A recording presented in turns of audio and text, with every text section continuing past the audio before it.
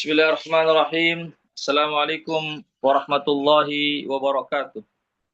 Waalaikumsalam warahmatullahi wabarakatuh. Alhamdulillahirabbil alamin. Wassalatu wassalamu ala asyrafil anbiya'i wal mursalin wa ala alihi wa sahbihi wa man tabi'ahum bi ihsanin ila yaumiddin. Amma ba'd, ikhwatal Islam rahimakumullah. Para peserta kajian hadis yang dirahmati Allah. Pertama-tama kita senantiasa memuji Allah Subhanahu wa taala dan bersyukur padanya atas segala limpahan rahmat dan hidayahnya sehingga pada pagi hari ini kita dapat berkumpul kembali di ruang Zoom dalam program kajian hadis. Salawat dan salam senantiasa tercurahkan kepada junjungan kita Nabiullah Muhammad sallallahu alaihi wasallam beserta keluarga dan para sahabatnya, para pengikutnya yang tetap setia berpegang teguh kepada sunnah-sunnah beliau dan para sahabatnya hingga hari kiamat kelak. Amin ya rabbal alamin. Ikhwatul Islam rahimakumullah, kita melanjutkan pembahasan dari kitab Syarah Riyadhus Shalihin yang ditulis oleh Fadilatul Syekh Muhammad bin Shalih Al-Utsaimin rahimahullahu taala. Kita sampai pada bab al-muraqabah, yaitu pengawasan Allah Subhanahu wa taala. Pada pertemuan yang lalu kita sudah menyebutkan atau kami sudah menyebutkan ayat ya yang terkait tentang bab al-muraqabah. Sekarang kita melanjutkan lagi ayatnya, yaitu terdapat dalam surah Ali Imran ayat 5.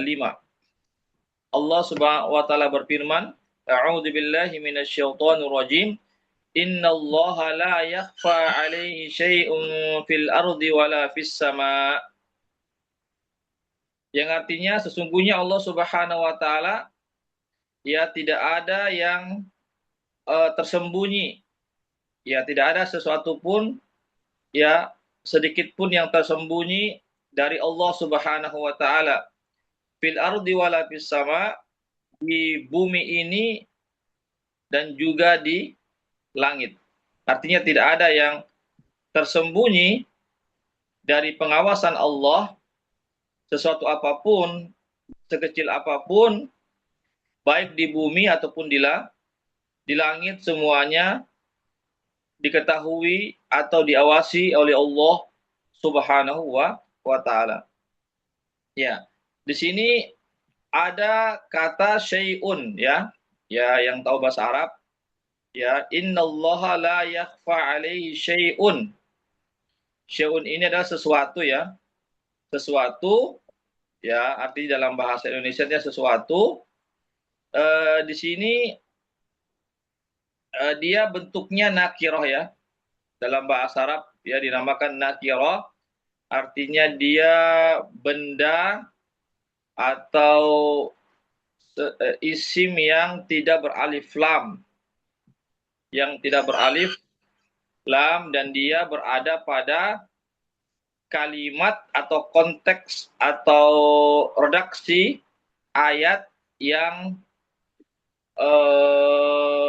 negatif ya, artinya yang ada penafiannya, ada kalimat penafian yaitu tidak ya, ada kata-kata tidak ada sesuatu pun yang tersembunyi ya.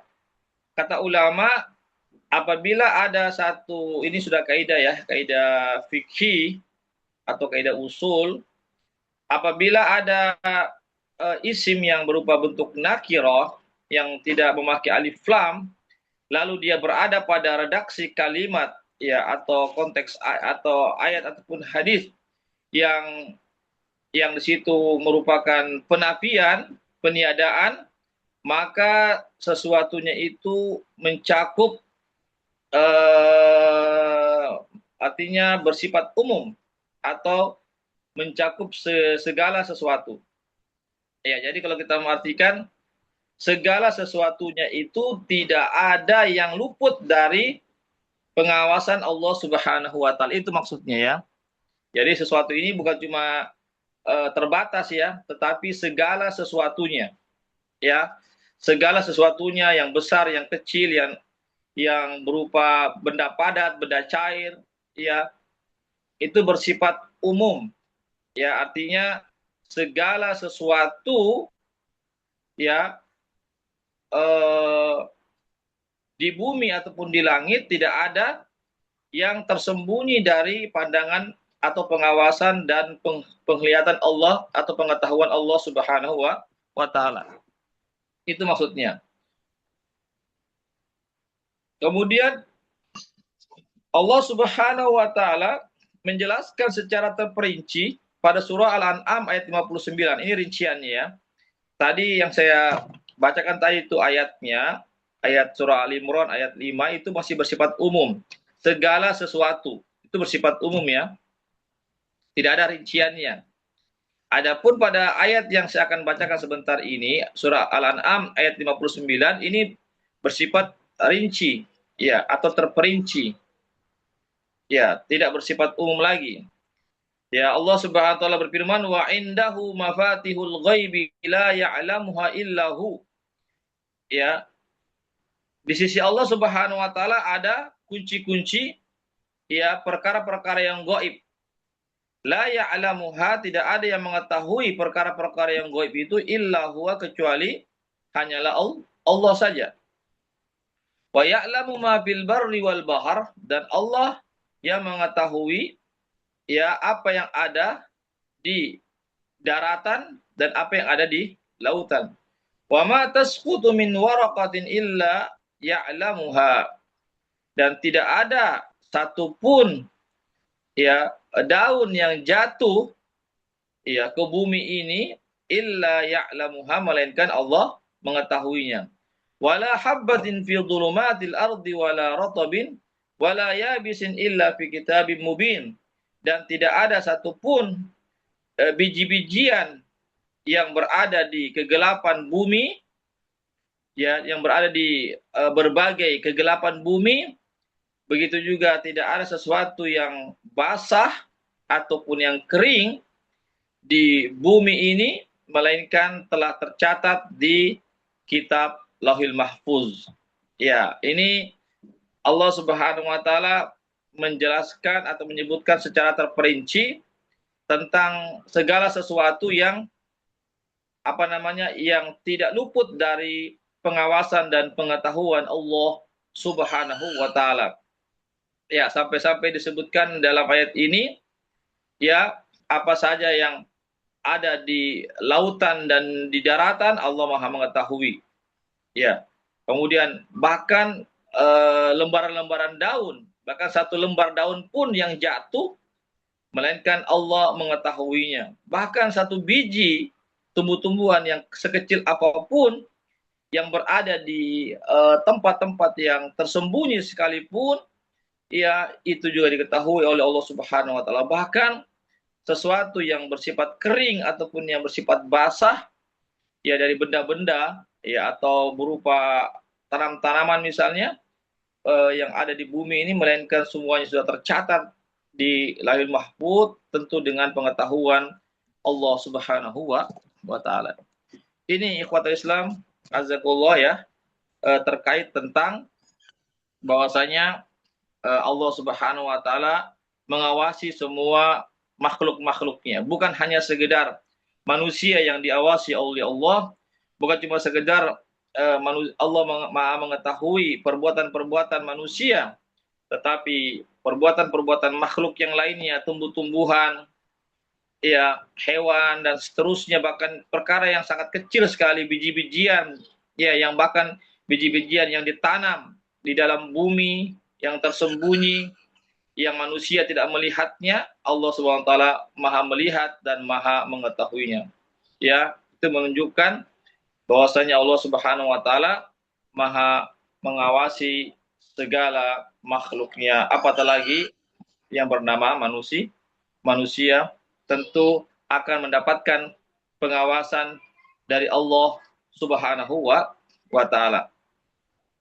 Ikhwatul Islam azzakumullah, Ini kata ulama, beliau mengatakan ya, apabila jika ya jika daun-daun yang kering itu jatuh di tanah, di bumi, Allah Maha mengetahui, ya, maka bagaimanakah lagi dengan ya daun-daun yang tumbuh, ya, yang mana Allah menumbuhkan dan menciptakan daun-daun itu, maka Allah lebih mengetahuinya lagi. Ya, artinya jika Allah SWT mengetahui ya eh, daun-daun yang kering itu berjatuhan, Allah Maha mengetahui, maka Allah lebih mengetahui lagi terhadap daun-daun yang tumbuh. Ya, ikhwatal Islam, azakullah. Jadi sekali lagi ilmu Allah Subhanahu wa taala ya sangat luas sekali, sangat dalam sekali, yang mana Allah Subhanahu wa taala mengetahui segala-galanya. Kemudian ikhwatal Islam, azakumullah. Iya.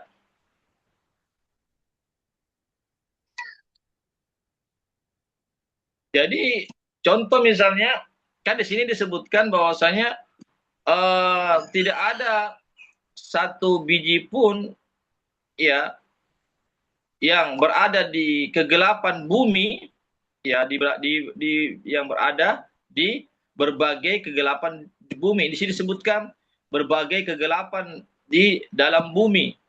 Ya, ini ulama menyebutkan misalnya contoh saja biji-bijian yang kecil itu berada di 5 jenis kegelapan di bumi ini.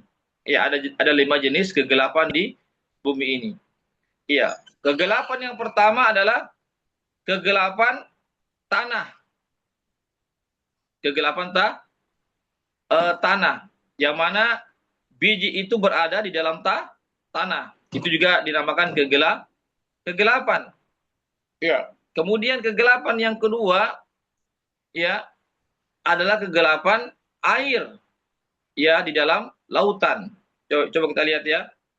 Air semakin dalam itu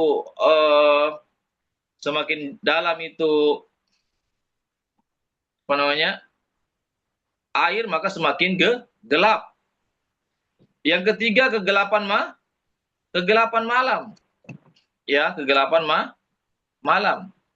Kita lihat ya, malam itu gelap ya, seandainya tidak ada lampu-lampu, ya, seandainya tidak ada bulan ataupun bintang, maka begitu gelapnya malam itu.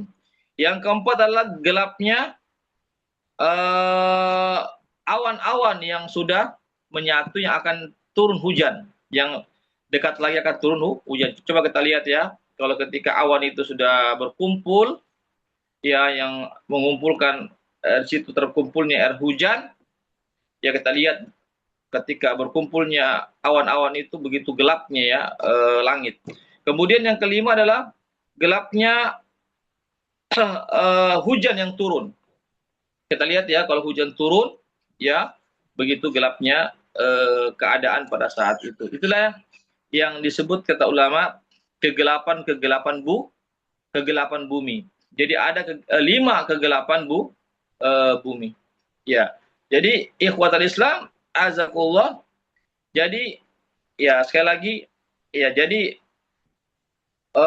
biji-bijian, satu biji pun ya yang ada di dalam bumi ini yang tertanam, yang sangat kecil, ya, dimanapun berada, ya, di bumi manapun, di tempat manapun, disitulah maka Allah Subhanahu wa taala Maha mengetahuinya. Ya. Ikhwatal Islam, ta'azakullah.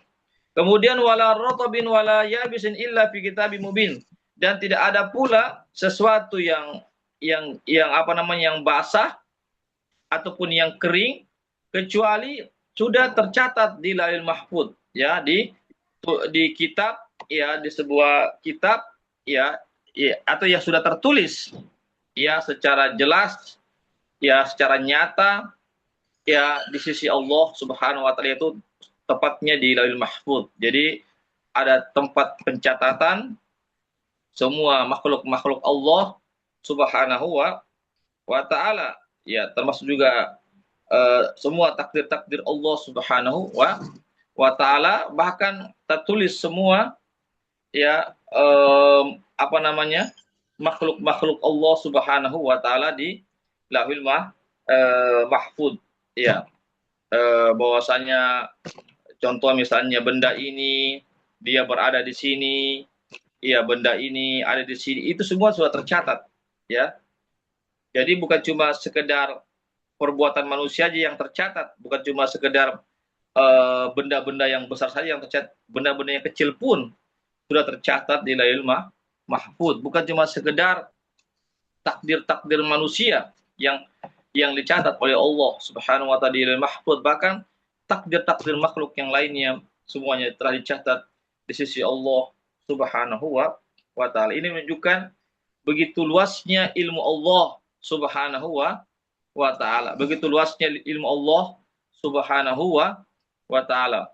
Oleh karenanya maka kewajiban bagi seorang mukmin untuk senantiasa ya apa namanya menyadari, meyakini bahwasanya seorang muslim itu telah diawasi oleh Allah Subhanahu wa taala, dan hendaklah seorang mukmin untuk takut kepada Allah Subhanahu wa taala ya dalam kesendiriannya, dalam kesunyiannya, maka dia mesti takut kepada Allah, ya mesti dia yakin bahwasanya Allah sedang memperhatikannya, sedang mengawasinya. Sebagaimana dia takut kepada Allah ketika dalam keadaan di khalayak ramai. Ya, sebagaimana kita biasanya kalau di khalayak ramai itu kan kita ya takut kepada Allah Subhanahu wa taala, karena ya biasanya ya karena itu tadi, jangan sampai kita melakukan satu perbuatan dosa dilihat oleh manusia. Ya, tapi ini namanya riya ya, tidak sepantasnya demikian. Tetap artinya adalah kita mesti untuk takut kepada Allah Subhanahu wa taala ya, dan kita mesti yakin kepada Allah bahwasanya Allah itu Maha mengawasi kita, baik dalam keadaan kita bersendirian, dalam kesunyian ataupun dalam keramaian. Itu makna daripada muraqabatullah, yaitu merasa kita atau ya kita meyakini atas pengawasan Allah Subhanahu wa taala. Ya. Oleh karena itu dalam kitab ini disebutkan bahkan seorang mukmin yang mendapatkan taufik dari Allah Subhanahu wa taala adalah yang menjadikan rasa takutnya kepada Allah Subhanahu wa taala di kesunyian, di kesendirian itu lebih besar dan lebih kuat dibandingkan ya rasa takutnya kepada Allah dalam keadaan di tengah-tengah khalayak ramai atau manusia. Iya. Artinya mestinya kita ya lebih takut lagi kepada Allah Subhanahu wa taala dalam keadaan sunyi, dalam keadaan bersendirian. Itu mestinya demikian. Ya, ikhwatul Islam, a'azakallah. Kenapa demikian? Karena rasa takut kepada Allah Subhanahu wa taala dalam kesunyian, dalam kesendirian itu ya itu lebih tinggi keikhlasan kita. Ya, lebih tinggi keikhlasan kita kepada Allah dalam melakukan sesuatu. Kenapa? Ya karena ketika kita bersendirian kan orang-orang tidak ada melihat kita. Yang melihat kita hanyalah Allah Subhanahu wa taala saja. Ya. Artinya ya kan terkadang kan manusia malu melakukan satu perbuatan dosa ya disebabkan juga terkadang karena ada orang melihatnya dan seterusnya kan. Seperti misalnya pencuri. Pencuri tidak mau mencuri di tengah-tengah khalayak ramai karena dia akan takut kelihatan oleh orang. Ya. Begitu kan logikanya. Iya. Artinya dia tidak melakukan satu kesalahan itu karena boleh jadi karena ada orang yang melihatnya, orang yang akan mengetahuinya. Ya. Makanya seseorang yang lebih takut kepada Allah Subhanahu wa taala untuk tidak mencuri misalnya dalam keadaan kesendirian, maka itu dia lebih begitu ikhlas dalam meninggalkan perbuatan buruknya itu ya semata-mata karena Allah, karena dia meyakini bahwasanya dia sedang diawasi oleh Allah Subhanahu wa taala. Dia melakukan itu tidak mencuri dalam kesendiriannya, dalam kesunyiannya itu ya bukan karena ingin dilihat oleh orang karena tidak ada orang yang bersamanya ketika, tapi semata-mata karena dia yakin Allah Subhanahu wa taala Maha mengetahuinya. Ini ikhwatul Islam, razakallah. Ya. Ya, jadi bukan berarti kita tidak boleh takut kepada Allah dalam keramaian. Ya. Bukan berarti kita tidak boleh takut kepada Allah atau dilarang kita takut kepada Allah dalam keramaian. Ya, tetap kita takut juga kepada Allah Subhanahu wa taala dalam keramaian, tetapi jangan sampai rasa takut kita itu menyebabkan kita riya. Ya, riya, ingin dilihat oleh orang. Ya, jangan sampai itu ada muncul dalam hati kita bahwasanya saya ini berbuat dosa ini karena ingin dilihat oleh manusia misalnya. Maka ini tidak dibenarkan ikhwatul Islam, azakullah. Jadi kita takut kepada Allah Subhanahu wa taala dalam kesendirian, dalam keramaian, ya, yaitu tidak ada di situ unsur-unsur riya, tidak ada unsur-unsur ingin dipuji, ingin dilihat atau yang semisalnya, tetapi kita takut kepada Allah baik dalam keadaan sendirian ataupun dalam di tengah-tengah keramaian, maka kita semata-mata karena Allah, semata-mata kita takut kepada Allah dan juga kita meyakini bahwasanya Allah mengawasi kita, mengetahui apa yang kita lakukan. Ikhwatul Islam, azakullah. Oleh karena itulah, karena Allah Subhanahu wa taala ilmu Allah sangatlah luas, mengetahui segala-galanya, yang tampak dan tidak tampak, sedekecil apapun dan seterusnya, maka hendaklah kita sebagai seorang muslim untuk terus kita ya memiliki sifat muraqabatullah, yaitu diri kita yakin bahwasanya kita sedang diawasi oleh Allah Subhanahu wa taala dimanapun dan kapanpun kita berada, dan hendaklah kita ya menjalankan perintah-perintah Allah Subhanahu wa taala dan meninggalkan larangan-larangan Allah Subhanahu wa taala. Itu goal, tujuan daripada muraqabatullah, agar seseorang betul-betul menjalankan perintah Allah Subhanahu wa taala karena Allah, lillahi taala, bukan karena unsur-unsur riya dan seterusnya. Yang kedua, kita meninggalkan larangan-larangan Allah Subhanahu wa taala lillah, semata-mata karena Allah, ya, bukan karena tujuan-tujuan yang itulah goal daripada tujuan muraqabatullah, yaitu merasa diawasi oleh Allah Subhanahu wa taala. Ya, jadi sekali lagi kita perlu senantiasa memohon kepada Allah Subhanahu wa taala agar kita dimudahkan untuk terus kita memiliki sifat muraqabatullah, itu sifat di mana kita meyakini bahwasanya Allah Subhanahu wa taala yaitu senantiasa menjaga dan mengawasi kita. Ini kenapa kita mesti meminta pertolongan kepada Allah dalam perkara ini, yaitu perkara agar kita betul-betul terus ya merasa diawasi, yakin akan diawasi atau diawasi oleh Allah Subhanahu wa taala. Karena jika Allah Subhanahu wa taala tidak memberikan pertolongan kepada kita, maka kita akan menjadi orang yang hina, orang yang akan dibiarkan oleh Allah. Siapa yang bisa menolong kita kalau Allah telah meninggalkan kita? Tidak ada. Tidak ada satupun makhluk di dunia ini yang bisa menolong kita kalau Allah benci kepada kita, kalau Allah jauh daripada kita, kalau Allah meninggalkan kita. Oleh karena itulah kenapa kita senantiasa dalam sholat kita, ya minimal kita baca 17 kali sehari semalam, kita baca iyyaka na'budu wa iyyaka nasta'in. Hanya kepada Engkau sajalah ya Allah kami menyembah, dan hanya kepada Engkau sajalah ya Allah kami memohon pertolongan. Di sini ada kata-kata wa iyyaka nasta'in, hanya kepada Engkau sajalah kami memohon pertolongan. Ya, jadi agar kita juga bisa memiliki sifat muraqabatullah, yaitu sifat di mana kita yakin bahwasanya Allah itu merasa bahwasanya kita sedang diawasi oleh Allah Subhanahu wa taala, maka ini semuanya membutuhkan bantuan dari Allah Subhanahu wa taala. Kalau bukan bantuan dari Allah, kita tidak akan bisa melakukannya. Kita tidak akan bisa menjadi orang yang memiliki sifat muraqabatullah Subhanahu wa taala. Jadi kita harus memiliki sifat, kita harus senantiasa berdoa, beribadah, dan memohon ampun, memohon pertolongan dari Allah Subhanahu wa taala dari segala apa yang kita inginkan dalam urusan kebaikan dunia dan akhirat.